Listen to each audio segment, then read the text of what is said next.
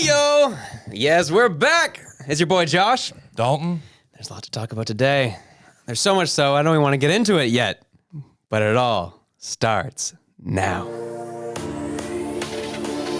Innovation is in our veins. Soon the whole world will know our names. Sharing our knowledge and freedom reign. We here for the people, you know it's our way. Setting foundations is part of the dream. It doesn't matter if you're new to the game. Listen up now, cause we all gon' say, elevate, elevate, elevate, higher, elevate, elevate, elevate, higher. We gon' rise up, we all gon' shine. Work through adversity, stay on the grind. Elevate, elevate, this is our time. Elevate, elevate. Welcome to the Elevate Podcast, everyone. It's so great to have you all on one more time. It's your boy Josh. Dalton. And we're grateful to be back on with you again. Another week's passed, and it's an unusual recording day. Yeah, it's literally a Monday, a week before you were going to hear this. Yeah. And that's really messing with our heads right now because we literally just put out yesterday's episode and we're just like, okay, I'm prepping for another show. Yeah, do it all over again tonight. Yeah, so today again, as you see, Josh and Dalton are on the same side of the table. Means one thing. We got a guest, Cortland Cronk. Well, he's coming with us, and he's an awesome individual who's lightening up the scenes in business. He got his own business starting out at St. John. He's just doing so much. He's already imparted so much wisdom to us before the show. I know. And we're very excited to have him on. There's so much to get into. But thanks for joining us. Yeah, no, it's great to be here. It's great to be here. Yeah. So there's things that I want to talk about, and it's obviously kind of be a little bit different because it's not going to be like a full interview style. We're just bringing you into our crazy world that is the LA. You just get to be part of the show today. The experience. And so we talked about with our guest last week about Bitcoin, and we released our first TikTok video of the week on it, and I was already getting roasted on it. Man, it was rough. Don't talk to me about getting roasted. True. No, people on the internet are fearless, man. Oh, yeah. They are fearless. Yeah, especially when they don't have a name tag. Yeah, exactly. When you don't have to see them in person, they're fearless. Oh, yeah. But yeah, so anyways. Keyboard warriors. Oh, they really are. Except for the one we'll get into, the one person who had something to say was very critical of our guests. He at least was able to put his face to a camera and talk on it. But it was funny. So yeah, this was fun. Yeah, we'll play this one out. Financial advisor has not talked to you about Bitcoin, at least explored that as an option. I would say they're not doing their job properly. What are you talking about? I am an independent financial advisor in Nova Scotia, Canada. Independent means nobody's breathing over my neck telling me what products to offer and what solutions to offer.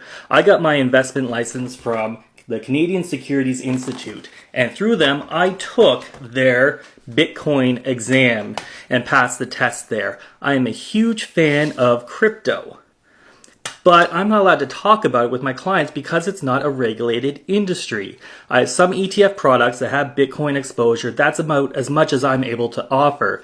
Someday crypto is going to be regulated, and I want it to be regulated, but until then, I'm not allowed to talk about it. There's no financial advisor out there being like, oh, let's stop our clients from hearing about Bitcoin. Nobody's doing that. You are making up stories to push your own narrative. Someday it will be regulated, and someday we'll talk about it. Advisor has not talked to you about Bitcoin. So What the hell is even that? he held up the same thing that we've got, and that's his credential. That's his credential. Is a Bitcoin. And didn't he just contradict the whole thing? Where this whole video was about if your financial advisor is not talking about it, he was like, I do talk about it. I just only a little bit. Yeah. And you just agreed with us, but you had to sound more right. That's right. Yeah, exactly. He just had to be more right. That's all it was. He said it wasn't. It wasn't he loves it. He's got the visa and everything. But I love it. He's like, I have crypto. I have. Oh yeah. It's like that made no sense. Yeah, that was like I tread relatively carefully because he was like one of our first listeners who've been following us on TikTok.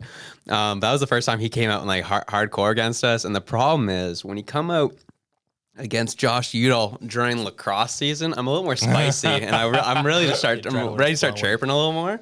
And I'm not gonna lie, I kind of laughed a little bit. I was like, and this statement. Yeah. I want regulation. Yeah. I want regulation to come. I want regulation to a decentralized. The point of decentralized is no regulation. That's the point of cryptocurrency is not to have it regulated, to have it for the people. That's like the main selling point. Yeah. He wants it to be regulated so that way he can make a mesh. Yeah, that's all. That's it. That's it. My dad's a stockbroker. Okay. So and he's heavily invested in crypto. Right. Yeah. And that was our point. It's like, just talk about it. He was like, well, we do. Yeah. Okay.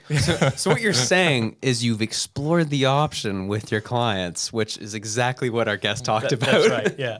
My dad says he always has he's like, once I started paying attention to crypto is when I had old ladies calling me saying, hey, I want to buy some Bitcoin.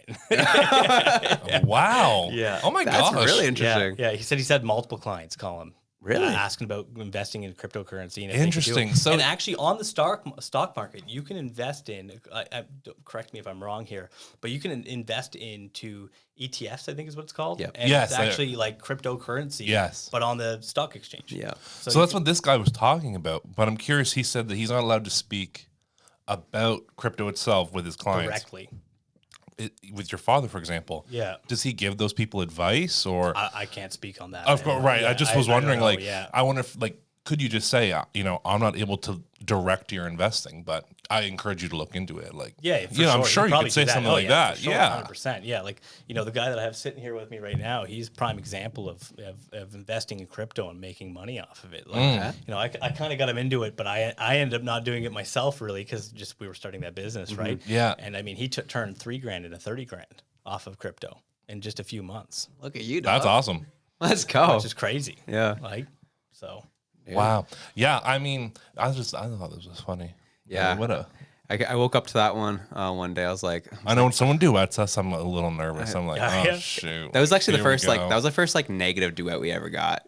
Because all our other duets, like you can see them coming because they're like for our giveaways or like we're asking people to duet. Yeah. But an unprompted duet, I was like, what? I think the worst part too is he did this. I had just finished playing a lacrosse game, and I just opened my phone up to that, and I was like, oh. We're all fired up. I was. I know. I got the text from Josh, and I was like, I was fired up. Like, I was this close in the change room. I was in the change room. I was this close to just popping in and be like, bro, you have no idea what you're talking about right now. I was just done yelling at a ref at that point. So yeah, I was. oh, you feeling had it in you. I was I was ready to go. Sometimes you look more silly clapping back again, though. Oh, for sure. 100%. You know what though? Having people do that just means that you're doing something right. So, which is At the end of if the we day. can invoke emotion, that's the Yeah. job done. That's right, Yeah. exactly. Because if you're invoking emotion on people, that means that you're hitting a string. That means you're either hitting a string on a good side for majority of people, or you're hitting a Absolutely. string on the other side for people that are against you. And you can kind of see the colors that are coming through the people that you're watching you, kind of thing. Oh, too, right? certainly. So, Yeah. and build a more loyal audience, right? Like I feel like a lot of people when they get into stuff like this, they try to be a person that they're not, and then what happens is they build this foundation on someone who they're not because they're doing it for somebody that they think that people want. Yes. And then what happens is they slip up and show their true colors. Canceled. And they're canceled immedially. That's and then it And happens, the one right? thing, and that's the truth, is we've remained pretty like authentic, and we haven't which is good. like played to our audience. Yeah. Because the audience is just. It is what it is. That's right, exactly. Yeah, we don't have to play to our audience. Yeah. It's like if you don't want to watch me, don't watch me. Right, 100%. And if you don't want to watch me, then you're not my audience. 100%. Well, it's that's how we even our first big pop on TikTok. Our whole audience was like really far left, and I was like, our next episode, I was Especially like, left Halifax at the time. It was Yeah. like, oh yeah, it Not was good. spicy, and so we hopped on. We're just like, all right, so we know where you stand. And just want to heads up that we're both capitalists. So I just want to let you know before we continue this to the show, you'll be sorely disappointed if that's Yeah. going to be upsetting to you. That's right. we posted like one episode talking about how Bell sucks, and everyone was like, yes, and landlords, and the government, and kill all of them. Monopoly in Canada sucks overall. Where it's not supposed to have a monopoly in Canada. It's supposed to be against Competition- law, right? competition Like, laws that's are supposed to be prevent competition that. law, Yeah. But realistically, we have Bell, we have Rogers, we have TELUS. Yeah.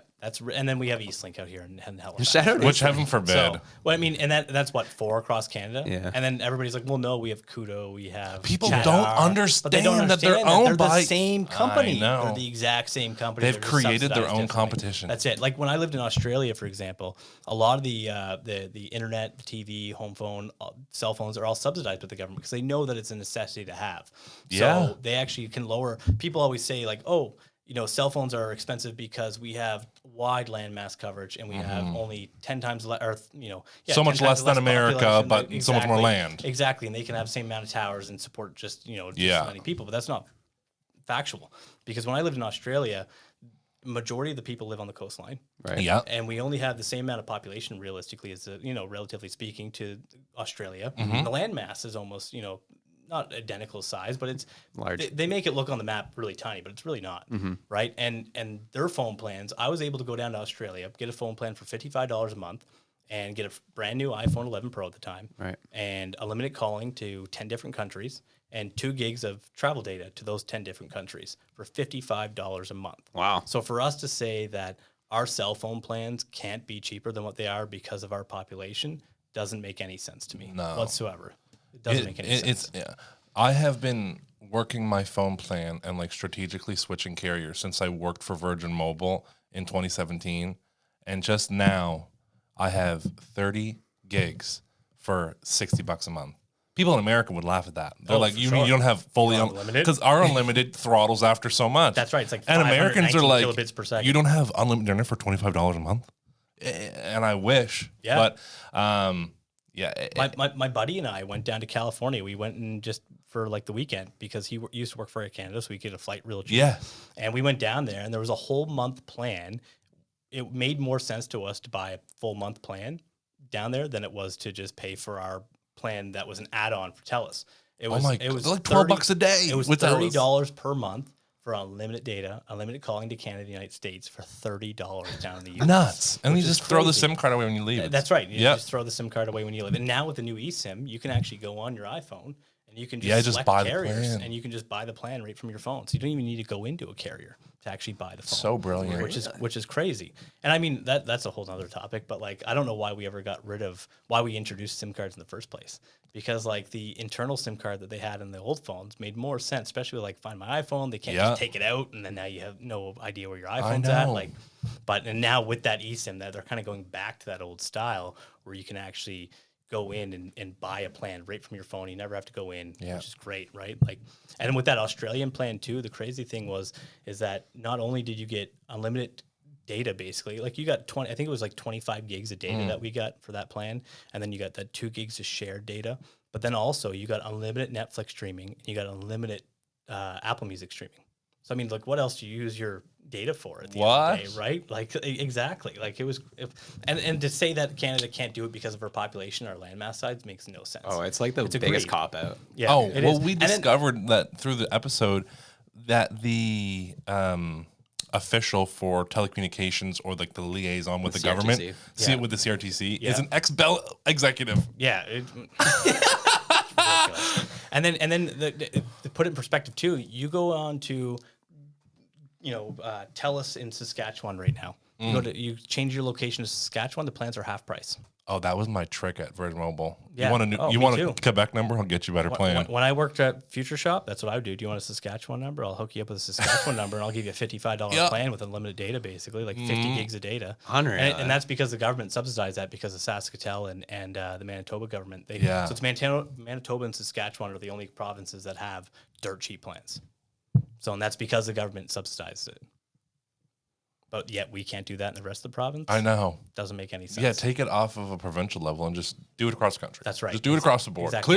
Clearly can work. Now where it's a necessity. Like it really is. To have a phone now, nobody has a landline anymore. Right. For emergency purposes, all that stuff, it's a necessity. It's so like intertwined. I'll hear, very well-to-do people who are extremely hard on less fortunate people who are like, well, they're just not applying to jobs and they're just not trying and they're how do you apply to, like, they don't have a phone because they can't afford it. They don't have internet because they can't afford internet.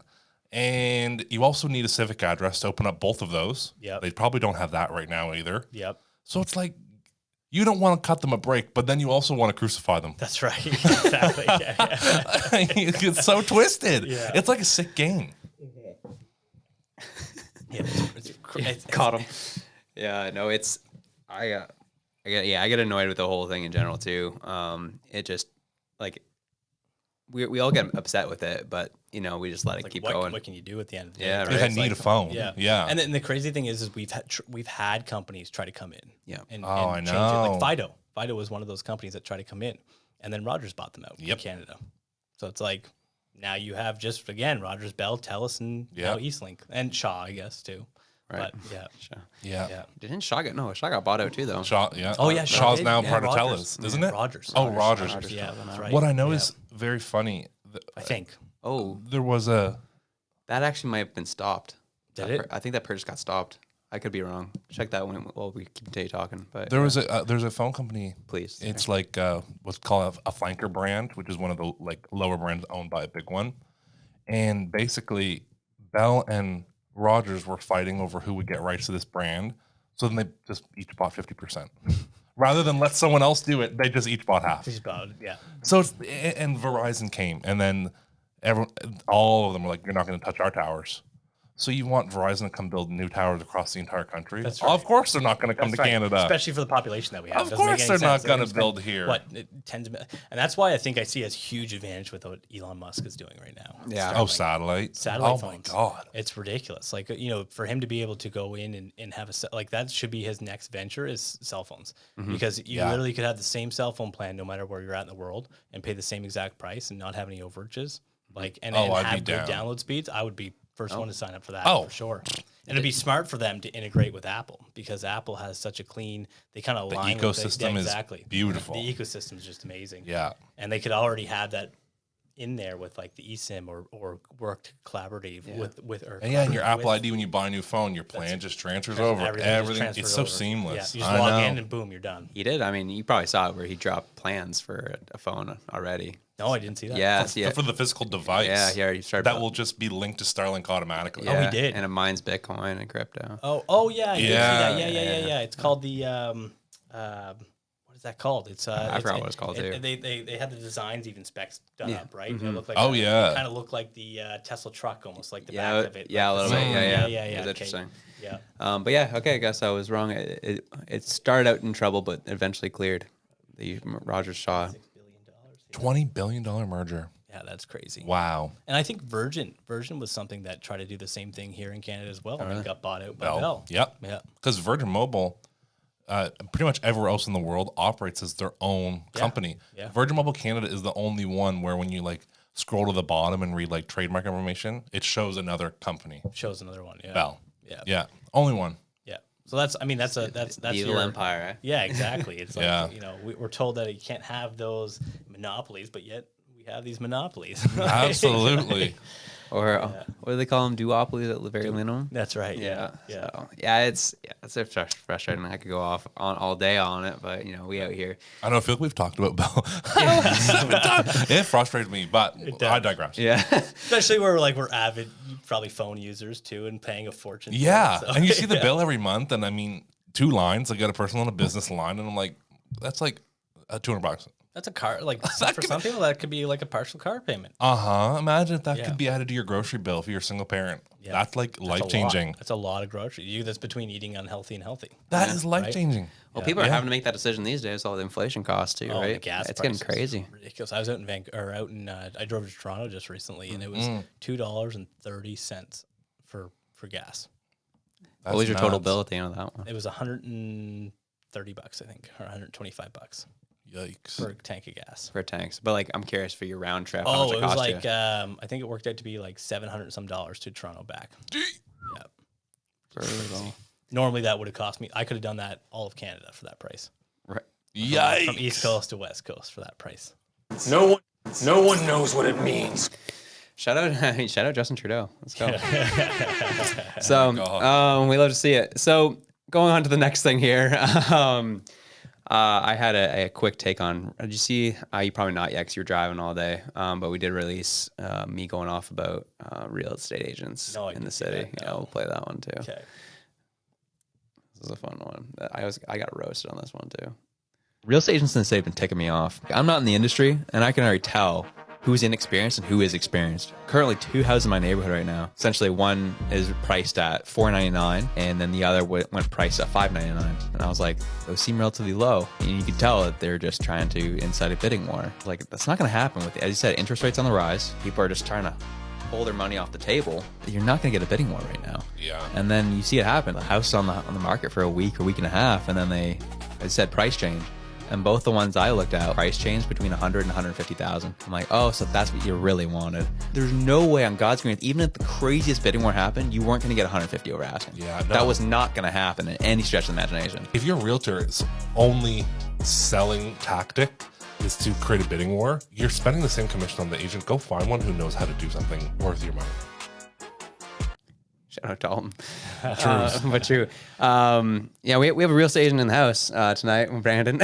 And, but that's what I was getting rattled by. Where it's just like, I was seeing a lot of these inexperienced agents who were just like, oh yeah, like we'll just, we'll keep doing what we've been doing for the past, 6-8 months. We'll, put the price really low, get a bidding war happening. And then, ta-da, we'll get something crazy that we're asking. And I was like, and then like a lot of these houses are popping up where the only exception is the price point of $300K right now. That one's still like going pretty crazy in terms of bids. Anything north of 400 that's being listed is like just no activity on it. If you're trying to incite a bidding war, it's just not happening. That's probably because like out in because one extreme to another. Like if you're out in Ontario, you're paying $600, $700 $1 million for a house, and then you see a house on for 300. You're like, fuck, that's a half of what I can pay for a house. I can buy 3 now. That's right. I can buy 3. But then when you see one that for 500, you're getting closer to where your normal pricing is, and I think that's probably why that you're not seeing the bidding wars on those ones, because they're pretty relatively close to what they could get in Ontario or wherever else they're at. Yeah. And okay, I'll pay $100,000 more and just stay where I'm at. Yeah. Kind of thing. And maybe it's just me, but I find homes are like the least maintained in Nova Scotia. There are absolute dumps for $500,000. And people are just like, offers due in 3 days, signed, kissed on the top with heart eyes, like, and they will look at nothing else. They will not even entertain an offer that doesn't read that. And I would just tell them, I don't need Go take a trip out to Vancouver. Yeah. Oh yeah. Burnaby, there's a house out there. I remember driving by it. I'll never forget it. It was literally like sectioned off. And it was like decrepit. The roof was caving in. It's crazy. 1.2. Yep, that sounds about absolutely. right. And I understand 1.2. Land has value for sure. I'm not dumb, but 1.2. 1.2. You can only juice so much. You can only juice so much blood from a rock, man. Right. Yeah, exactly. It's like you're shooting for the moon. And listen, it's a hustle. I get it. Do what you gotta do, but I think you look silly. Oh, for sure, yeah. And another thing that drives me insane about the real estate market here, and just in the East Coast in general, is that like I've talked to him about this before. Is like the people don't put pride in their listings. No. They go in with iPhones. Yes. Take pictures. And it's like I have a video experience in the background of my side. And photos, and I go in and I see the stuff here, and I try to get the price, like because I try to start a digital media company here in New Brunswick, and it just wouldn't work out due to the fact that people weren't willing to pay the price that it was willing to be paid for, right? Because you go in, you have somebody that's going to charge $100 for listings and or photo and a video, and it's like, where are they getting this? But they go in with an iPhone or a crappy camera, and they go through and whip it up real quick, and it's junk. And it's like if I have a house that's worth over $300,000, I as a client, I'd be disappointed. Like I would be. That's my point. Like you pay the same commission. That's right. Exactly. You know, I was listing a rental property the other day. And I hire photographers to come do my photos for my rentals. And I switched recently to a new one. And I was already hesitant because I just changed in that regard. Like I like finding a contractor and sticking with them. I like that. And they showed up with an iPhone 13 Pro. And I was like, I could have done that. I have an iPhone. That's right. And I was like, no, you can go. Your services are so not needed. That's right. I was like, I hired a photographer. That's right. I want what? I was blown away that they knows what they're doing, put some time and effort into it, put some passion. I couldn't believe it that they showed up with an iPhone and just they were like ready to take the business. How did that conversation go? I said, I don't need your services. I have an iPhone. I could do that. Thanks. Yeah. Well, I mean, that's what I would have done. Nice. Yeah. I was like, what the heck? Like if I wanted. So then I just took the pictures myself because I had a responsibility to get the listing live. Yeah. And so I was like, well, I just wasted a day and I just ended up getting crappy pictures. Yeah. It's crazy, like, because out here, they never had that competition before. They never had that reason to differentiate themselves from other real estate agents because they've been doing it for years. They know people. It's a small town. Like they just know people, right? Yeah. But now it's like you need to differentiate yourself. You gotta run like a brand. Yeah, exactly. It's like, would you want your name tied to that video? Would you want or that listing, right? Like I know for me personally, if I had a listing that that had a crappy video, like, or a crappy photo and a crappy video, I'd be like, no, I don't want my name attached to this. I remember when I was buying my house out in Quispam there, that I was showing my spouse like listings photos, and the first thing she would say, like, she'd look at a listing photo and it'd be dark and, you know, clearly taken with an iPhone. No, I don't want to even look at that one. I'm like, but wait, I'm like, look at the house. Like, actually look at it. Don't look at the photos. Look at the house itself. And that's going to deter a lot of people. And real estate agents don't see that, you know, the first initial reaction that they get from a photo or video is going to be whether they get a call or not get a call. Yeah. It's like the menu. That's right. Exactly. You don't order from the restaurant when everything looks crappy. That's right. It's like skip the dishes. I most of the time look at the ones with the photos on them. If they don't have a photo on them, I'm probably not even going to look at them. We have an app here called Viewpoint, which is like all of MLS for Nova Scotia. Okay, so you can see everything at once. Sometimes the pictures are upside down. How do you even do that? Or they'll take like a screenshot of just the PID and like the lot size, and I'm like, I don't give a shit what that looks like. I want to see the property. That's right. Even if it's land, just show me the grass. Please. Just show me something. Yeah, no, I blows my mind. Lack of effort always bugs me in entrepreneurship, business. Like, it always bothers me beyond no end. And so when I see stuff like that, I'm like, I'm so happy to see, like, anyone can make money in this market right now. Like, any real estate agent just decided to be a real estate agent in this market is making money. That's right. I'm looking forward to it now, as we were talking about last week, that the market is softening. So I can start weeding out these jabronis who are just like, the rock stars will shine. Bunch of posers. Yeah, man. yeah, exactly. Well, there was a real estate agent. I won't mention any names, but there was a real estate agent that came over to my house, and I did some content for them, and you know, they said that you know, oh, I did X amount of dollars this year in real estate, blah, blah, blah, first year into it. And I said, I was blunt with them. I wasn't being rude, but I was like, that's good. My dog could do the same thing right now. Like, realistically, anybody could go out in the market that we were in last year and go make, you know, a substantial amount of money, because there was no negotiating. There was no selling. There was no going through stuff. It was just taking offers. It was taking offers. There's no art to it. It was signing paperwork. In a finesse. Right? So those people that started during that, I feel bad, because they'll think it's very easy, but when it's not, it's going to happen. You're going to really show who can get through it and who can't. Yeah, and I'm looking forward to that, man. Yeah. A lot of realtors too, they have like, they'll put for sale signs up, and then you can put that top card on it that says like whatever you wanted to say. Yeah. And they'll have it, and they'll say last 10 offers, X amount over asking. Like, always gets more than asking. And I'm like, that means you're pricing your listings wrong. That's right. Exactly. Exactly. They should probably be more than you should be doing your clients a service and pricing them accurately. That's right. Exactly. You should do some better market research. I don't think that's your stick. I don't think you want that to be your stick. That's right. Yeah. Now I'm curious, Brandon, you can answer this question. So you work for you know, a brokerage. So how much? So obviously you take of any sale like 5%. Usually how it works traditionally. How much of that 5% do you see personally? He's a freshen up here. Here we go. How's it going, everybody? My name's Brandon Vincent. I'm a real estate agent. Been a real estate agent for he's selling right off the bat for 3.5 years. I'm currently with EXP Realty. So I've been selling in the pandemic market, but also it's kind of weird hearing your own voice. Yeah, no, it is. So in the pandemic market, but I was also selling for 1.5 years before things got absolutely insane, right? So I kind of started off with the market where listings were sitting for 6 months. Yeah. And you had clients calling you going, what's going on? What's going on? And you had to find creative ways to beat around that bush. To market it, to change it up, change the description. Do I have to add new pictures? Change the front photo to start to kind of like figure out how to get people's attention. New marketing on it. Either do like, you know, change the video up, find new posts, different ways to share a post on Facebook, whatever it was, right? Selling sunset. So that's what I started off with, and then things just went absolutely crazy once we got into the pandemic. But it died for like a month where I wasn't sure what was going to happen. It's like, right. Is real estate dead? Is the world ending? What's happening? Are people going to start dropping like flies?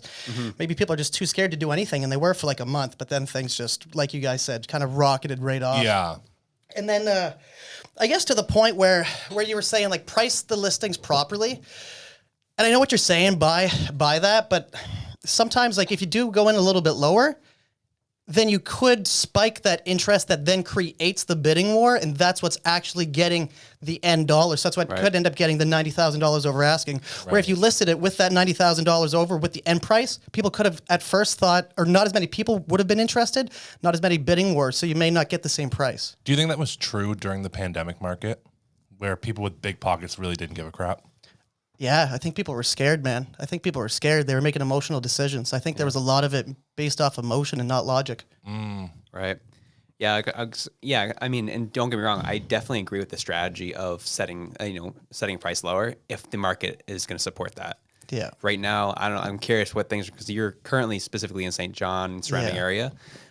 So do you see the market softening at this point yourself? I do. I do. Yeah. I'm starting to see it. So like, our clients like getting fearful, like panic selling. Multi-units especially, man. Really? Oh, people are offloading those, eh? Yeah. And the reason is, I'm just going to pour myself a glass of water. Go ahead. Yes. Be our guest. I'm real bad at multitasking. So I would have spilt water all over if I was talking at the same time. Okay. So yeah, the multi-units. So like, because in New Brunswick, they just implemented a rent cap. Right. Yeah. So they can only so landlords can only raise the rent by about, what is it, like 2.89%, like something. It's like around 3%. Super small.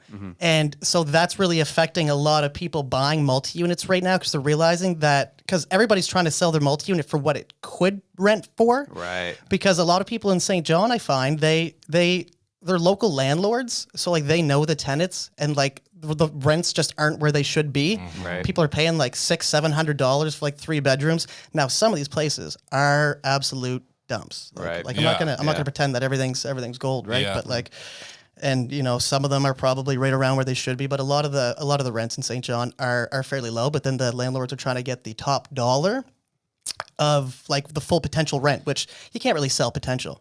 Not at hard, all. man. It's hard. Yeah. It's Yeah. I was looking at a fourplex here, and they wanted per door $105,000. So they wanted 500 some odd thousand for the whole building.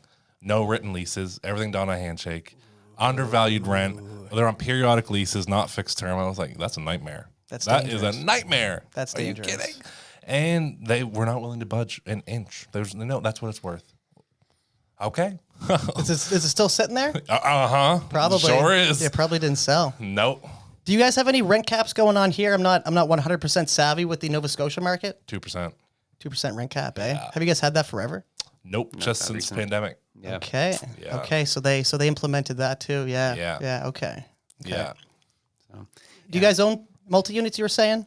I do. How yes. many? I own right now 8 units. Nice, man. Yeah, Nice. 8 That's units, wicked. and I mean manage over 20 some odd. So property manage is how I started. Wicked. And did you get into that like during the pandemic, or did you start beforehand? Before. Sweet, man. Sweet. Yeah. So you're sitting real pretty right now. Yeah. I just offloaded one property. It just closed last week. Congratulations, man. That's wicked. Yeah, thank you. Good timing. Because it was right before the softening, so I think I got max for it. But I'd rather have that capital for what I think's coming. Smart. Yeah. Smart. Yeah. Smart. If you want my prediction, which always. I think, love I think predictions we're here. Always. now. I don't generally like to predict. I'm kind of throwing myself into a hole already, but I'm gonna. Yeah, I'm but gonna hold you to it. But I'm gonna drive there. So, just because I want to throw it on the record, I do see things starting to level out. So like, I can only really speak for my market in St. Of John course, right now. yeah. I've only done very little research on kind of the whole macro of the country. Like every once in a while, I check in to see what the average home prices is all across the country, right? Just to see where we're standing. Yeah. Because for a while, New Brunswick was the lowest average home cost in all of Canada. Yeah. Wow. And we recently got beat out by, I think it's Manitoba, Saskatchewan is now the cheapest place for the average home cost. So in St. John, for about 10 years, the market, so from 2009 to 2019, it just consolidated. So if you're looking at it almost like a stock, from 2009 to 2019, it shot up a little bit in the summer, dropped in the winter, shot up a little bit in the summer, dropped in the winter. And it did that for 10 years. Where So it it's neutral. It was just neutral. And that's why people thought like assessment value was home value. Because for the longest time, it pretty well was. Like Same here. there's a lot of, the assessment value it's never a good marker of real market value because that's not what it is. But for the longest time in St. John, people almost assimilated it to that because the home prices just didn't change, right? So then 2019 hit and we seen a shoot up. So consolidation. Well, I'll start this way. I'm not sure it's going to look on the camera, but this way, and then it shot up for like 40%. Wow. Right. Gee. So it shot up significantly, and that's just shaking the whole market out. So what I see happening now is we are now done, I think, on the climb. It could still climb a little bit, but it's got to be, like you said, the $300,000 price range is the sweet spot, even for New Brunswick and St. John. But I think it's just going to start to level out, and it could go back a little bit, but I think over the macro 5 years, it's still going to keep going up. Like it's, some people, if they bought in the last few months, I think just hold strong, don't panic yet, because look at the big picture. Look at the big picture. 5 years from now, you'll still be doing all right. Don't judge your real estate on 1 year. I think do you find the pandemic has made people think they should see value increase month over month? And now they're being shocked when maybe you have to wait 5 years to see that value. Yes. Are you seeing the scaredness? No, not yet. But I think it is going to drive unrealistic expectations, though. I think you're 100% right. It's going to drive an unrealistic expectation of how fast people can make money. When in reality, anybody that bought 3 years ago, 2 years ago, just got really, really lucky with timing. Yeah, certainly. And I have friends who I've helped buy multi-units, and they bought January of 2020. January, February is when it closed, and they're sitting really well right now. Yeah, absolutely. Incredible. There we go. Well, thank you so much. Thank you for having me on, guys. That was our walk hard segment. Okay. So to play devil's advocate on that comment that Brandon made there, and you guys were making about the pricing increase of rental income. Now, how I see it as a business owner style is okay, if I buy a house, I can charge what I want for it at the end of the day. And you can choose to kind of back to the YouTube thing. If you want to watch it, you can watch it. If you want to rent here, you can rent here. Right. Yeah. Right. And I bought a house when I was, so a little background story. So I was 19 at the time. I just turned 19. Actually, I was 18 going into college. I was going in for business. I dropped out. About a month into it, and I took my educational fund and I went and bought a house, bought a duplex, basically. I turned it into a duplex. Nice. How I did that probably wasn't the most legal way to do that, but it was in a way that I knew the house was vacant. Right. So I was showing the house without owning the house. And what I would do is I'd go in and say, hey, this is where the basement, bedroom's going to be, bathroom, all that stuff. And I went in and I did that, and I collected first month's rent. And I use that to help pay for the house. Right. And saying that, I charged more rent than I probably should have in that area. But what it did for me was allowed me to have tenants that I knew weren't going to trash my house. Right. Oh, 1,000%. For sure. You get what you pay for. Exactly. If you're charging more in rent, there's probably going to be less of a headache as a tenant, because if they can afford $1,200, $1,300, $1,400, I was charging $1,350 a month for my upstairs, and I was charging $500 a week because I Airbnb'd it for the basement. Right. And I never had any issues. Yeah. Never. My brother took over that house. Nothing but issues because he lowered the rent. Same house, same location, same everything. You kind of pick your clientele, right? Yeah. You set that expectation. Exactly. It's better for logistics. I mean, you get more quality applications. You just communicate on different wavelengths. That's right. With those different, it's a different clientele. That's right. Exactly. Yeah. And now to flip it on the other side, it's okay, well, what about the single mother that can't afford to find a house? Well, there's government programs in place for that, right? Yeah, so and I'm not here to debate the government programs with you. I am a private business owner. Yeah, exactly. That's not my realm of responsibility. I've got opinions, but I can't change anything. That's your responsibility to go find out those government programs and what can subsidize you to rent that house out. Yeah. But unfortunately, I invested into money. I don't want to have my investment go to shit at the end of the day, right? Absolutely. And it's I can charge what I want to charge at the end of the day. That's when I saw a lot of the news articles coming through, how could this guy come in and buy this house and charge this much rent? Well, did he do anything to it? Did he update the property? And, at the end of the day, is this more of a market correction, right? Our housing pricing in New Brunswick hasn't changed in 25 years, 20 years. My parents have owned their house since what did we found that out the other day? What was that? 98 was it? 98. 98. So I was 4 years old at the time.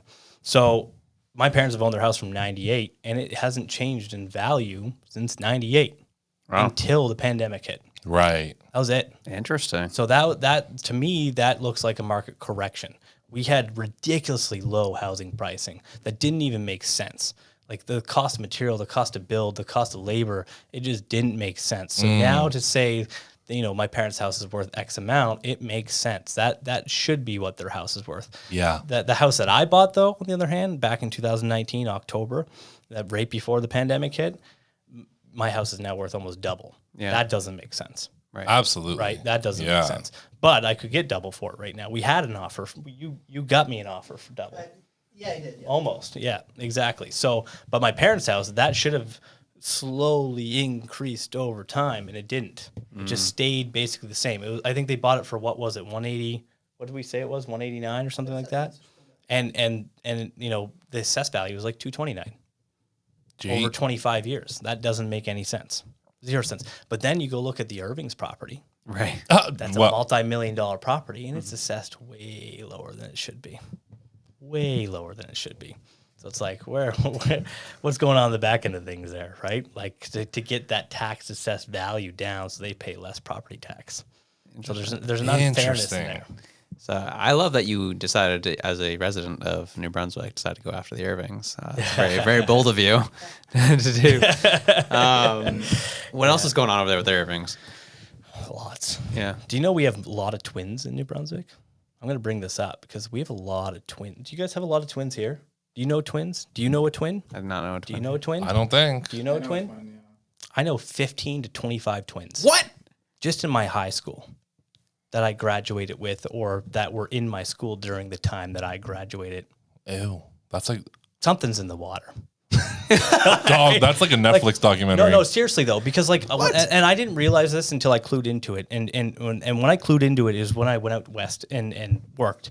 And when I told them that I had a twin that was coming out to work for them, oh, that's crazy. I've never met a twin before. And then I had another twin that came out and worked for them. They're like, oh, where do you know all these twins from? And then I had another twin that came out and worked for them. I had 3 twins that worked for the exact same company that I hired. And they're all twins. And I can list at least 15 to 25 twins just in my high school alone. What the heck? So it's like, Irving's on like a twin ring or something? I think something's going on in the water is what it is. Like something's going on because we have there was that whole thing that was going on with the, what was that thing going on with the water pollution, the lobsters? They were blaming it on the lobsters and the disease that was going on or some type of. Oh, I know exactly what you're speaking of. Yeah. Yeah. Canada also loves to crucify fishermen. Oh, yeah. And did you know that the Irvings own the Telegraph Journal, the media outlet? So they ended up selling that off because of what the backlash they were getting from that. But what happened was that article came out, and I don't hold me to this, but this is what I heard, is that article came out and about the Irvings and what was going on with the lobsters and all that stuff and was causing these neurological diseases that were going on in New Brunswick. And then all of a sudden they reneged on that comment and they completely erased everything. All right. Well, Irving's setting up twins. Yeah, this episode will get taken off YouTube too. The one time we talked about China, the episode got deleted off YouTube. Did it actually? Straight up, 100% taken down. No, about China? But you're talking about what happened? It got corrupted. Corrupted. The entire thing got corrupted as soon as Russian hackers. Yeah. So if the Irvings are listening, we're not going to like this one. That's right. So yeah, that's odd. So yeah, you guys don't know any twins. You don't know a twin? Maybe there's one. like It's one coming set to me I now. might know. I think one. One. But like, Okay. I feel like that's an average number Like how in many, your lifetime. Brandon, how many twins do you know? I know at least like 9 to 15. I agree with you. I do know a lot. I graduated at with least 3. Yeah. At least 3. That's a New Brunswick thing, man. I'm telling you, someone should look into this. Now they're not all identical. No. Exactly. They're not identical. Some are fraternal, some are, but they're twins. But they're having multiple babies at once. Netflix documentary coming on. That is. Help them make their money back. That's right. Yeah, that's interesting. Yeah, I'm always down for a good old Irving conspiracy theory. It's always There's fun. enough. Yeah. Yeah. Churches on their property, so they don't have to pay property tax. No. Yeah. No. Is that why they're there? Yeah. 100%. I heard about all the Irving. Long as they have one event because the Irvings are faithful people, aren't they? Like quote unquote. Yeah, they're faithful. Yeah, like, faithful money. Yeah, they are good at keeping up a ruse, man. Oh, yeah. Wow. Yeah, they have a church on the main Irvings property down by the old Benjamin Moore down in Rossay on the Hampton Road. There, they have a church on there. They hold one or two, maybe. I don't know, 100% sure, but they don't hold many. Like one wedding a year or something? It's tiny. It's like the size of this table right here. Like, it's it can fit like two people. Like, wow. But then that way they don't have to pay property taxing. And then certain trees planted on their property, they don't have to pay property tax if a certain amount of trees are planted on their property.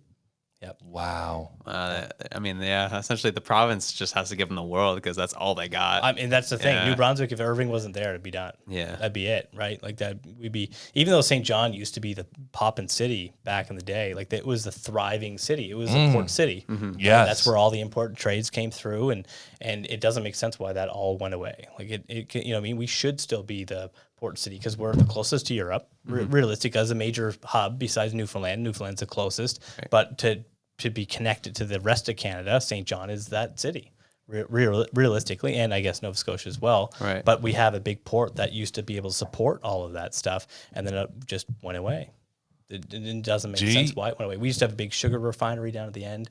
That's gone now. That's been teared down. That was years and years and years ago. But yeah, it's because New Brunswick has a lot of potential. You know, even I was talking to a guy, you know him, the sign shop guy. And he was saying, and he made a really good point regarding that our infrastructure in internet is one of the best in Canada, and it's factual. So, like, I didn't realize this, again until I moved away, but we in Atlantic Canada actually have the fastest speeds, or we did have the fastest speeds in North America. Yep. Because Bell Line invested a lot of money into fiber optic cables.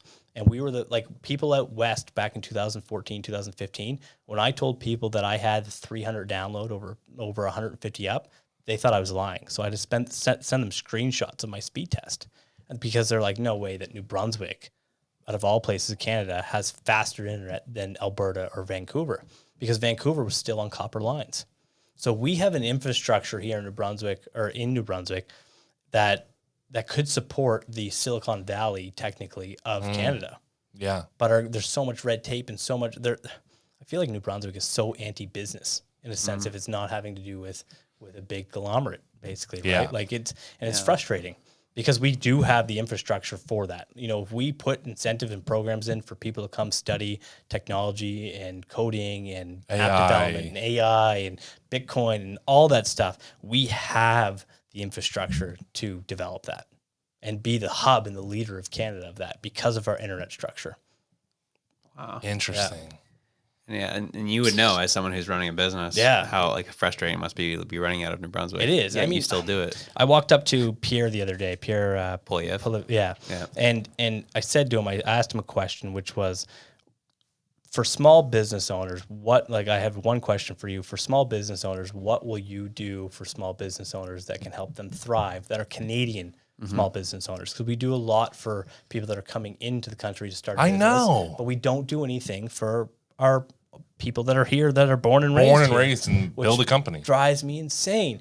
So, and I said that, you know, why is it that a student, and no bash on students or education or anything like that, for me personally, I don't agree with a lot of education. I agree with doctors and dentists and veterinarians. There's things that need a degree. And you need studying. And to be honest, if we were in high school and you said that, hey, look, I have an interest in being a dentist in grade 9, well, then we should start Science. Yes. You don't need to go to graphic arts and wood shop band class, and English class. Let's just perfect you and mold you into a dentist. Schools to or make workers. That's right, exactly. Let's start it so that way when you graduate at 17 years old, well, then you can go do 3-4 years of side by side work with a surgeon, let's say, or a brain surgeon. And now you're going to learn hands on. And then, you're 24 years old and you're a brain surgeon instead of being 30 years old or 28 years old with a ton of student debt, being a brain surgeon. And so I asked him the question. I said, we're so willing to give students that majority of the students that go to university don't even get a job in the field that they studied in. Majority of students don't get a job. Don't know how to handle that money. And they don't know how to handle the money. They've never been taught. Our school system doesn't teach people how to handle debt. It doesn't teach people interest rates. It doesn't teach people how to save. It doesn't teach people about, putting your money aside and investing it. It doesn't do any of that stuff. And why is that? It doesn't make any sense why we don't do that as a school, because that's very important things that we should know getting out of school and going into the real world in university, saying, okay, like, is this a smart decision? Am I going to go into arts, and spend $20,000 in debt? And then what am I going to do with that? I know. And a majority of people don't know what they're going to do with that. And then they graduate in university and they go work at, car dealership, or they go work as a real estate agent, but not bashing on real estate agents. But just go right directly to that. But you could have you could have gone directly to that. I have no education, and I've been a car salesman. You know what I mean? Like, I've done door-to-door sales. So it's like, you don't need that education to do those jobs that those people end up doing, right? So I asked him the question. I said, what would you do to help business owners that are starting a business to, progress, basically? And because we're so willing to give these students hundreds of thousands of dollars in student loans to go do, go study, but yet they might not end up, a majority of students don't end up taking, and getting a job or a career in their study. Yeah. But then when we go as a business owner, that we're going to have employees, we're going to pay taxes, we're paying taxes, we're paying employees, we're paying, workers' comp, exactly, EI, everything, and we're putting it back into the system, but yet it's pulling teeth to get a business loan to start a business here in Canada. Well, they need like 17 personal guarantees and you need blood signature. 2 years of income statements for your business. Yeah. It's like, well, I'm trying How to do I start get a that? business. How do I get that if I don't have it? Like, I'm fresh out of high school. Instead of going to university, I want to take business. I want to do business. Like, and if that means setting up us with a business coach, and business coaches drive me insane, because business coaches are people that have opinions. They've never started a business. They've never done a business. They've never been successful at a business, but yet they're giving you advice. It makes zero sense to me. Why would I have a business coach? What is it, the people who can't teach? I don't know. I think that's a saying, the people who can't do it teach. Yeah, exactly. Yeah. People who can't do it can't teach. Exactly. Yeah. So, and that drives me insane, because it's like, okay, you want me to take, because then that's what the BDC does here in Canada. They say, okay, well, we need to have a business coach. And it's like, well, have you gone through the steps with BDC? Oh, yeah. Okay. Did it go anywhere? I couldn't get anywhere with them. Nope. Okay, so I didn't do anything wrong. Yeah. No, I'm still nowheres with them. I just had to use personal finances to start my business. Got it. Okay. So, and that's the thing that drives me insane. It's like, okay, well, you're giving me a business coach, but have they started a business? Have they ran a business? Right. Have they gone through the steps of running a business? But then why are they teaching me how to run a business if they've never ran a business? Yeah.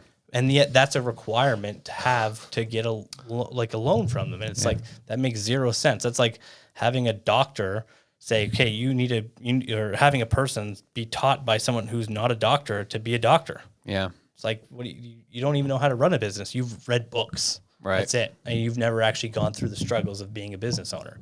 Right. So it's like, how do you have the power or the even morality to say, hey, yeah, this is how you do it, without actually getting down and dirty with it, right? It's like leading from the front. Yeah. If you're not leading from the front, then if you actually haven't done that, then you have no right to tell me how to do it. Totally. So I'm curious now. I know I'm going to cut you off a little bit. I'm just listening. So what was it like when you were talking to Pierre? What was that interaction like? He's a politician, obviously. Yeah. Yeah. Classic. Yeah. So, I mean, you have to take everything he says for a grain of salt. But when I was talking to Pierre, there was one question I asked him, which was the forgivable loan. I said, we give students forgivable loans depending on what path they choose. Yeah. And I said, why don't we give business owners a forgivable loan? So if we get a loan through the BDC or whoever we get it through, the government or whatever, if we pay X amount in taxes, that's up and over the amount that we loaned, well, that should be forgivable because we've already paid our loan back in taxes. It's only 1 year of income. Yeah. Right. So it's like, why can't we, let's say if we borrowed $100,000, but yet between our employees and ourselves and our business that we've paid over $200,000 in taxes, let's say, well, then we've paid more than our loan was required to do, right? So it's like, okay, and it's only 1 year. So it's like, okay, they got all the money back that they lent us, and they've got an extra $100,000. So why can't we have a forgivable loan?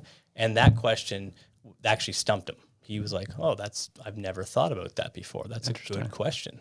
Because I think that's a fair, I mean, if we're paying taxes and I think that's a fair forgivable loan because all comes from the government anyway. That's right. Yeah. Exactly. We've paid it back. It wasn't money that they really earned in the first place. So it's like we've paid it back. Yeah. So I think that would be, but seeing him talking, there were some points that I did like that he talked about, but again, you have to take him as a politician. Absolutely. Obviously. But I mean, there was some sincerity to some things that I could tell that he was saying. I think, like the whole thing about lift all the COVID restrictions and all the mandates and all that stuff for traveling, which I'm all game for because I want to travel. So, and then there was another thing too, saying lifting all the taxes and the carbon taxes and all that stuff, right? Like I'm so for that because you look at Maine, right across the border from us, and their gas is almost half the price as ours. Yeah. Yet we sell our gas to them to refine. Interesting. Yeah, that's it's true. like People probably look at Canada like we're stupid. Yeah, 100%. We really are. We have the biggest oil just across the country. Across the country, and we have major refineries across the country that we can refine and do our own gas, but yet we don't. Why is that? That would reduce the price instead of selling to somebody else to then sell back to us. Yeah. Why are we doing that? And cool theory. I don't know if this is accurate or not, but everybody I've talked to, including my father, that says U.S. gas lasts longer. I don't know if you've been down in the States, but I feel like U.S. gas, when I go down to the States and I drive from St. John to Maine, my gas, I go through maybe 3 or 4 bars. But on the way back, I go through maybe 1. So it's almost like they refine it in a way. I don't know if there's no factuality to this. This is my own opinion. But it's almost like they refine it in a way that it's shittier for us. So that way we have to buy more from them again. Because it's like, and it's true. Like my buddy who just literally, he bought his first house just recently. And it's the first time he's ever gone to the States really by himself and gone down and drove by himself. He said, Cortland, do you find that U.S. gas lasts longer? And I said, yes. I said, yes, 100%. I said, you're not the only person. Like, I think that I've talked to multiple people that think that U.S. gas lasts longer. It's just a better quality gas. When I drive across Canada to out west, which I've done multiple times, I'll go, right now I can't, but I'll go through the States every time because the gas just is better. It's cheaper and there's better pit stops along the way too. Right. So, but that is that is a thing that I think that is true, that U.S. gas just lasts longer. It does. I've seen it in my car. Interesting. That makes me think now, like, is Canada buying like crappy gas, cheap gas, but selling it at this inflated value because of X, Y, and Z, just so there's profit that we don't even see? For sure. There's something behind the scenes. For sure there is. Well, like, so I'm curious because, like, it's kind of good, I guess, back into, like, fraudulent things that could happen. We used to work at the same company, and our company heavily relied on Twitter for data. Okay. And this was back in, like, 2017, 2018.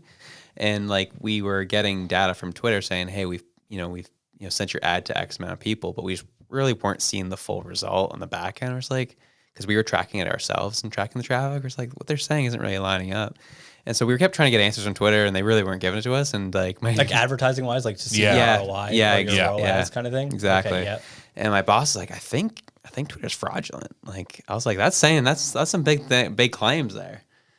And then this year, it's coming out with Elon Musk behind it. I was like, holy smokes! Oh yeah, that's crazy. Yeah, and I think the same things happen with Amazon. Really? I sell on Amazon a lot. Mm-hmm. Right? And I do FBA for a lot of my products. So and I've made a point this month to stop all advertising, even though I take a hit in revenue. But I've actually profited more this month with no ad spend. Interesting. Profited more. And they were telling me that I was getting majority of my customers from their ad spend, but I've completely cut it off. And I'm just getting I have 25% less sales this month, but I'm way more profitable this month compared to last month because I'm not spending money on advertising. Right. So it's like, were they really getting sent over from their ads? Like, you know what I mean? Like, and am I just getting charged for no reason? Do they just, you know what I mean? Because they could. It's an easy one to mask. That's right. Yeah. Exactly. Yeah, because if you're getting the sales, who's to say they didn't? That's right. What's your guys' thought on Elon Musk buying Twitter? I mean, I'm okay. I'm game for it for, I guess, 2 reasons. I don't like Twitter. Yeah. So I don't really care. I don't really use Twitter. Yeah. Either. So I don't really care. 2, I just think no one thought it would happen. And I think the people who work at Twitter feel like they have such a cause. And like, even though they're just employees, I feel like they think they're part of this big mission. Yeah. And I just want to see that get taken away from them. Yeah. Well, and the thing is, too, is like if they really look at what they're fighting against, it's like you're fighting against freedom of speech. I know. That's what they're fighting against.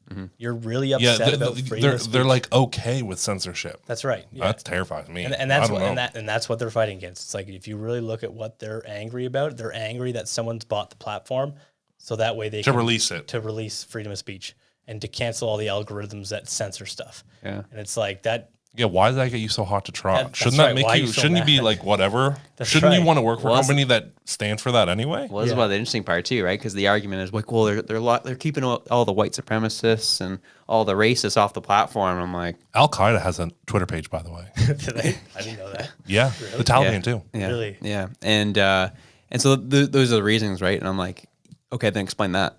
If it's really all about keeping all the crazies and extremists off, explain how they're on. Why are they still on? Yeah. Why is the former president off? That's right. The former president of the United States of America is off. Come on, this is not about this altruism that you believe it is. No, this is because we can all. Donald Trump said outlandish things on Twitter. Oh, fine, sure. he did. What? But you can take it or whatever. Leave it. Yeah, that's a part of freedom of speech. And maybe I'm wrong. I didn't follow him too close, but I don't think he ever said like, let's go attack, like send all my goons, go kill this guy, like everyone like attack. If anything, I think the liberal media or the people who partake in it are more quick to use the internet to defame or to crucify someone. Obviously, it doesn't hurt them in real life, but by canceling them on the internet, that can take food out of their mouths. That could take a family out. Yeah. If their job relies on being a public figure and you run a smear campaign that you can convince everyone is real. Yeah. Just with Johnny Depp. So it's regardless of what happens, the internet's now picked a side and it's not Amber Heard. That's right. But in the beginning, she had the world convinced. That's right. Yeah. But now when you watch it, it's like, whoa. Yeah. Right. But that's because they got the opportunity to speak. But that is scary, isn't it, though? His life was over unless he had this opportunity that was televised to speak. Yeah. It's and then you have people saying like, oh, well, now you're going to have, people that were abused scared to come out. And it's like, well, no. It's like, why can't, we're so about equal rights for women and men, but why can't a man come out and say he's abused? Mm-hmm. Yep. Right. It's like it's equally as equal to if you really want to see equal, then a man could be abused just as easily as a woman can. Yeah. So why would you side on a woman's side just because she's a woman? Mm-hmm. Right. So if we really are equal and we can same stature, same physical build, then men can be abused too. Right, like emotionally, and even just emotionally. Yeah, right. Regardless of what Amber Heard did to him, listening to her was crazy. Oh, it was nuts! Like those recordings that came out. Yeah, I know, right? Like, it was hard to listen to. It was crazy. That was like he was in a mental hell. Oh yeah, 100%. Yeah, like he was also not so nice. He had words too. Oh, for sure. But, of course, stones will break my bones, but names will never hurt me. Right, like he just threw. But also think about it though. If like you're emotionally manipulating someone over time, of course they're going to react strongly at some point. That's what she wanted. You have a breaking point. Yeah, right? exactly. You have a any manipulator or like an abusive person like that wants you to look like the bad guy. That's right, exactly. And I mean, for her to say, "Oh, I didn't hit you, Johnny. I didn't punch you. I just hit you." Yeah, I didn't punch you, Johnny. What? I hit you. It's like imagine if that was a man. Her lawyer said that. Yeah, his exactly. lawyer. Yeah. His lawyer said that, and it's like imagine if a man said that. You'd be still in jail. 100%. No questions asked on that one. I didn't hit you, woman. I didn't punch you, woman. I hit you. Yeah. It's like, all right, to jail, sir. Yeah. You hit it right this way. That's right. Yeah. This is actually the first time we've talked about Johnny Depp stuff. Yeah. Oh, really? On the show. Yeah, we kind of avoided it, but it's a good opportunity regarding free speech because that was his only opportunity to be taken seriously about his free speech. Yeah. No one believed him at first. No. Yeah. No, I mean the jar of cocaine, but yeah, and his mega pint of red wine. Yeah, exactly. He's like, a jar. Yeah. It was comical. I mean, that man definitely partied. He partied hard. Yeah. And there's definitely some points too. He's like throwing little digs in there, and he's like, he's cocky. Smile. Oh yeah. Oh yeah. Camille Vasquez, man, she was unreal too. Yeah, so. She's just an associate lawyer, and she killed it. She did kill it, and I think it's funny. A lot of people, I said it, and my girlfriend was like, she's like, yeah, I kind of see it, but the girl from Suits. Jessica? No, the one that's played by who's the royal, the redhead, the royal lady, the princess there. I know. Meghan Markle. Yes. I said that's Meghan. I said if you look at her, she looks like Meghan in Suits. She gave me that vibe. That's right. So then we Googled it, and we weren't the only ones. I wasn't the only one that thought that. And it was like, yeah, she's like the girl from Suits. Rachel. That's right, Rachel. That's right, exactly. So and then I mean, like she was. There was a theory behind it that they were playing Johnny and her were playing close, like they were having a relationship together. Yeah. So that way it would piss off Amber a little bit and get her a little bit distraught. So people were thinking that was like a play, just Dude, like that would be smart. but it would be smart because it would get her all riled up and like hot on the stage kind of thing. I've researched law in general because of this, and I've realized these lawyers, half of their job is to play mind games. Oh, they're just controlling like the other person by the way they say a certain thing. Like it's so interesting. Oh, it is. It's super and interesting. it's all like you want to invoke emotion, especially with someone like Amber Heard. Yeah. Because you see it in her face, like it just showed who she was. The problem with this debate, like the whole problem with this court case, is they're actors. Yeah. Professional actors. They're paid to make people believe they're playing. Like, that's right, exactly. So like you can cry, you can act upset, you can do this, you can do that. So it's like, how do you really know? Because this is what their career is to convince people. That would mess with true as emotion. a lawyer, that'd mess with me. Somehow Johnny Depp got her acting coach to testify that Amber can't fake cry when she's mad. Oh, really? I didn't see that. Yeah. Oh, no way. And Camille went right after on it too. That's hilarious. Suggesting like, have you seen her cry today on the stand? She was on the stand bawling with no tears. Yeah. I was like, geez, she was called her sobbing, out. well, then you'd see her too, to like she'd go from crying to all of a sudden like smiling and then back to crying again. It's like, what are you I know. She was always drinking like colorful liquids. Like people were like, "What is she drinking?" And then one day she was. It was never water. She was blowing her nose, and then she popped a pill. Yeah, did you just take a Xanax or something? Like, that's what right. are you doing? Start some coke on there. I was like, "What is she doing in court?" Yeah. Exactly. That's the thing. Like, what it helped me see, I was like, man, I could not do Hollywood life. That looks like an absolute mess. Oh yeah, fame's scary. Oh yeah, and especially all the videos of her on camera in the elevator with different guys coming up and doing all that stuff. Elon must be one of them. That's right, exactly. Yeah, and Elon Musk won't even go testify against it. So, but it's like, it's kind of clear what side to trust at the end of the day, because you didn't see any videos of Johnny going up with random girls, right? Like, the internet has picked a side. That's right. Oh yeah, for sure. Yeah. The court of public opinion has become stronger than that of the law. Yeah. Oh yeah, for sure. They'll be curious to see, because I think tomorrow verdict soon. It's a holiday right now than in the States. So it'll be tomorrow that I think they have a verdict. Yeah. Interesting. Hopefully. By the time this airs, we'll know. Oh yeah, That's right. interesting. Exactly. What's crazy? Yeah. Wow, dude, that was. Is there, before we end off, is there any last minute thing? We'll open the floor. Whatever you want to talk about, we'll go into it. We'll finish off the episode with it. Yeah, I don't know. Do you guys have any questions? I guess. Oh yeah. Well, not really. If you have one loaded up, go. Okay, so right now you're running a business out of St. John, which requires a lot of delivery and shipping. Yeah. What's it like right now as we're literally going into it? Is the market is looking like a mess. The world's looks like it's gonna go down the tubes here very soon, at least from an economic perspective. Yeah. How are you adapting to that? How are you adjusting? Yeah, I mean, shipping costs alone have been crazy. Mm-hmm. Like within Canada, it's not too bad, because of the partner rates that I get and all that stuff. Mm-hmm. But like, for example, a pallet that used to cost me, like I shipped down 3 pallets, I don't know, back in October. And it was like $800, $900 for those 3 pallets to get shipped down there. Right. And then I got a quote there just last week, or like 3 weeks ago now, I guess. And the price was $3,000. What? Yeah. It was crazy. So what I had to do was register my company as a trucking company. And then I had to get my SCAC number. I had to register it with the DOT. I had to register it with the Department of Defense. I had to register it with the Homeland Security. And then I had to get my dad to load up his truck and drive all of our parcels down to the States, which only cost us $390. Interesting. Only an hour away. Wow. So, which is crazy to me. So, but I mean, in the market that I'm in, because I'm in the fertilizer business, is that I've actually seen a growth in, especially with like legalization and stuff coming down in the States. So, I have seen an increase and stuff, but there hasn't been really a slow.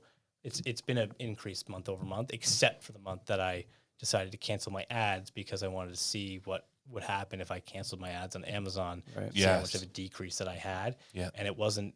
And the decrease, it looked like a substantial decrease, but then I looked at the actual dollar value that was paid out, and I was paid out more from Amazon than I was previous months, even though I did, 30% more, 25% more in sales kind of thing, right? So it's crazy to see what is going on right now in Canada. Because, like, for example, the car shortage here in Canada. Yeah. Right? Like saying it's a chip issue. Well, I talk to people down in the States, they don't have any problems with cars. I'm convinced this chip issue thing is something not else. real. Yeah. Because like I talk to people, like I said, I have friends down in the US. They said, no, we don't have any issues with getting cars down here. Really? Their parking lots are full, right? Lots are full. We're here in Canada, you drive by a car dealership and they're empty. Right. They're all pre-sold. If you go to a car lot, it's like, oh, sorry, that one's already sold. Steel Hyundai put out a post today how they have one manual Elantra coming in, and like if you want it, you basically have to be there at open tomorrow. They were excited that they were getting one manual transmission vehicle in. Oh boy. What? Yeah, that's just. And how do the salespeople fight over who gets that sale? That's right. Whoever's up next. Yeah. True. What is going on? Yeah, that's insane.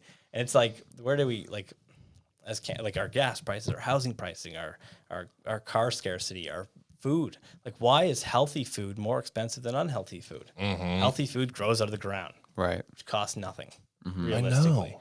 But then you go get a chocolate bar and it's $1.25 or $2, and you go get blueberries and it's $8. Yeah, yep, $6. And it's like, how does that make any sense? And Oxford, Nova Scotia is like an hour away. Like, how are blueberries so expensive? It's exactly. It doesn't make any sense to me. Like, why is our food so expensive here to eat healthy? And it's like, that would lessen this strain on our healthcare system if we had more available food, which then would mean that people with serious, illnesses could get through quicker instead of take 4 or 5 hours in our hospitals to get through. Yeah. Nobody should be. My girlfriend actually just the other day, I got home from Toronto that night. She was complaining about stomach pain. She was then that morning. The next morning was rushed to the hospital and had surgery that day. She had her appendix taken out. Oh, but she was waiting in the hospital for 4.5 hours before someone took her serious, and they tried to say that she had COVID. Oh yeah, classic. I literally like. Oh, here we go. Yeah. I'm kind of hot-headed. So my mom was suffering from a TIA, which is a minor stroke. Yeah. And we knew this. We were going to the hospital. And we get there, and there's this person in the front, and they're like, my mom obviously is like, like, what do you mean? Like, she's obviously not in a position to answer this huge page of COVID questions to get into the hospital. And I was like, oh, you're getting it today. Like, you are getting the verbal lashing of your life. Like, get this woman into a doctor. Yeah, exactly. Why is the first question oh, you're having a stroke? Would you like to see a doctor? Yeah. Like, right this second? That's right. Yeah. What? Yeah. I was like, what do you mean COVID? If she has COVID, guess what? Too bad right now. It doesn't matter. She's having a stroke. Too bad. Yeah. I was like, who cares? Yeah. But no, big deal. So then I had to fill out the questionnaire. My dad had to.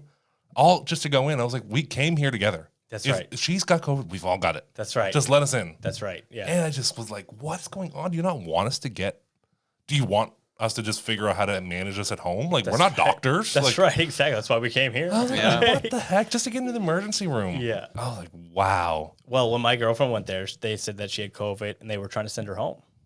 And I said, you don't go home without asking for this, this, and this. And I said, if they decline you that, which they did, I said, you ask her to sign out her name. And you ask her to say, okay, these are the treatments I'm declining you, and this is the reason why. And I want your doctor's number. That's right, and I want your name and all that stuff. And so she did that, and all of a sudden she went through and got a bunch of tests done. And then they found out, your appendix blew. Blew? It actually blew up. So that's why she had to go in emergency surgery. That's why she had to be in. She went that day and was in surgery by like 3 a.m. the next morning. So she could have died. Yeah, 100%. And they were trying to send her home. They were trying to send her home saying that she had And you COVID. can't sue for that. No, exactly. You can't because they're not liable. That's why I got her to say, look, write out why you're declining me these treatments or these tests. Because as a Canadian, we have the right to ask to have these tests done, and you have to do them. Yeah. That's just what it is at the healthcare system, but a lot of people don't want to do them. So also doctors, I think, are like trained in intimidation. Some doctors are really good at making you, they'll gaslight you. Oh, yeah. And make you feel so stupid for feeling the way you feel. And it's like, sure, 9 times out of 10, the person probably is stressed. They're in a hospital. No one likes being in a hospital. Yeah. But I think at those odds, why not just give them the test? Yeah. Who cares? That's right. It's not costing you anything. Who cares? That's right. I don't get it. Why are you gatekeeping a blood work and an MRI? That's right. Exactly. It does. It drives me insane because my brother, for example, he's had a pacemaker since he was 2 years old, and that was because of malpractice, basically. That was because they said, "Oh, you're just being overprotective mother to my mom." That was what they said. They're saying, "No, he's fine. He just has a little bit of a cold, blah blah." Well, it turned into scarlet fever, which then turned into strep throat, which then turned into scarlet fever, which then cooked his heart. So he's had a pacemaker since he was 2. And that was because of the doctors didn't do their job and didn't take it serious enough and didn't do testing and studying and all that stuff. So he's had literally a pacemaker since he was 2 years old or 3 years old. That's crazy, dude. Wow. So now ever since then, I've been like, absolutely. And the doctor gets to live on. That's right. While your brother's life's entire course was changed on one person's action. Completely. Couldn't do sports, all that stuff, like for the longest time, right? Until he forced himself to go do sports and see how much he could do it. But then he'd have pacemakers, wires pull out. But if they would have just treated it right there, which was just strep throat, which would have just been antibiotics. That's right. He would have been fine. So it's like, why is our healthcare system like? It's kind of like, again, you get what you pay for. Right. You do. That's it. Like, okay, that's my last question. Are you a fan of or in support of a semi-private healthcare system? Yes, 100%. 100%. I think we should have in Canada an option to pay for healthcare. Agreed. Me too. I think we should be able to say, hey, yeah, I want to pay for privatized healthcare, Yep. and I'll pay for it, and I'll opt out of a certain amount of taxes. We get a tax exempt of how much we pay Yep. in taxes. And I'll cover all my own bills. That's right. If it's $400 a month, well, then I get a tax break of $400 a month for the 12 months off my taxes because I'm not using your guys' healthcare. I'm using my own healthcare. Yeah. Right? Because I've been to the United States healthcare, and you're in and out of there with every test known possible, and you know what's going on, right? You're in and out in like an hour, right? Max. Like you're in the waiting room for like 15, 20 minutes, and then you're already got all your tests done and you're out. My biggest fear is that something bad were to ever happen to me or someone I love in Canada. And if we weren't in the position that I'm hopefully in and hopefully never have to be in to go to the state, like I would just say, we're going to go to the States and we'll just pay for it. Yeah. 100%. But we shouldn't have to go to another country. No, we shouldn't. Like our healthcare, if we're so raving about our free healthcare, well then it should be good, right? Like it should be. It should be there for people. Shouldn't be treating it like it's an episode of doc, like whatever it's called. I feel like everyone goes on and on about our healthcare, and I'm like, have y'all been to the hospital? That's right. Do you have a family? Do you even have a family doctor? That's right. Like I count my lucky stars that I've got a family doctor. That's right. She's not young. What am I going to do when she retires? I'm only 23. Yeah. Like I've got an entire life where I still need a doctor. What am I going to do? That's right. Yeah, exactly. We were lucky actually when we came back to New Brunswick. We ended up being able to find a family doctor, but because both of our family doctors, like I had 2 family doctors because I had one on my dad's side and one on my mom's side, and they both retired the same year. Oh my and gosh. you are just left SOL. That's right. Exactly. But luckily we were able to find another one. But it was funny too because I went in to ask for an exemption for the COVID vaccine. Yeah. And she's like, no, I can't do that. And I said, why not? I said, I'll make you a deal. I said, test me for antibodies and test my T cells. And I said, if I come back with, none available, like if you don't see anything in there, then I'll get the vaccine. No, we don't do that. We don't do testing for antibodies. They wouldn't give my girlfriend. They wouldn't give my girlfriend an antibody test either. I said, why not? I said, because it's been proven down in Israel. Right. With millions of people, I think it was a study of like 1.2 million people, that antibodies actually were stronger than the vaccine of stopping the infection and stopping the spread. So it's like, why can't I go to my doctor? All they're saying, you have 3 months of immunity after you get COVID. That's right. I wonder why. That's right. Exactly. Yeah. And it's like, you look at anyways, it's so such crazy. A rabbit hole. It is. Yeah. And then the funny thing is I asked my doctor, I was like, okay, is that like, why don't we do that? I don't know. That's just what I've been told. So it's like, okay, so you don't really know the reason behind it. So you're not questioning that. Yeah. You're a doctor. Like you should be questioning that. You didn't do the studies on this stuff. So you should probably look into this a little bit more to see what's best for your patients. But instead they're just being told what they're told to do. Yeah, man. I haven't been the same. So yikes. Yeah, man. Oh, dude, I'm a mess. Well, I didn't say mess, but like it's definitely it hasn't gotten better. Like when I first got the second dose, Yeah. I said it all the time on the podcast, but yeah, like I immediately started losing memory. Oh, really? Yeah. And that was what they called brain fog, Yeah. which was expected. And they said that you'd get that even if you got COVID potentially. Yeah. And so I understood. I was like, cool. And so there's like, yeah, there's the last couple of weeks. And I still battle with it to this day. And it's been almost a year. Really? Yeah. So my dad, for example, I mean, he got both. He has 2 shots right now, and he's not getting any more. But my girlfriend and I have been together for 10 years this year, August 25th, and the entire time that we've been together, he's never been sick. Wow. Never. And now that he's had the COVID vaccine, he's been sick 3 or 4 times because it's lowered his immunity to other viruses, basically, right? Yeah. So which they've proven that in the UK studies and down in Israel studies too. I feel like the mask too. I haven't gotten a cold. Yeah. I haven't gotten a cold in 2 years. Yeah. So just this last week, Josh and I think by extension Philip as well, got a cold. Mine turned into a sinus infection, knocked me right out. Yeah. Sort like I felt like the cold felt like the flu. Yeah. And I took COVID test, and it was all that. It wasn't COVID. Yeah. It's just a cold. That's just cold, exactly. Well, and I think what's happening too is that I feel bad for the kids that were born in the past 2 years because they're going to have no immunity to anything. You know, like I was eating dirt when I was a baby, right? Right, You're yeah. told to eat dirt when I was a baby. Rub some dirt in it. That's right, because you're gonna build up an immunity to natural.